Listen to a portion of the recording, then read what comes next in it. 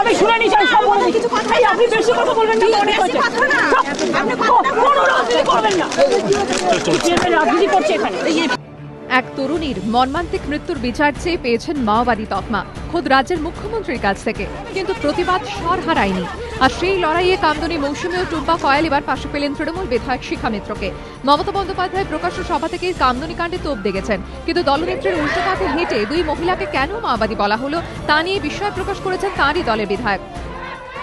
কামদুনি মেয়েরা যে প্রতিবাদ করেছে এটা খুব দরকার। এটা আজকে পশ্চিমবাংলা একটা ভালো প্রতিবাদ হয়েছে। মাওবাদী যাকে তাকে মাওবাদী বলাটাই সাংঘাতিক। কি দেখে মাওবাদী বলা হলো আমি জানি না।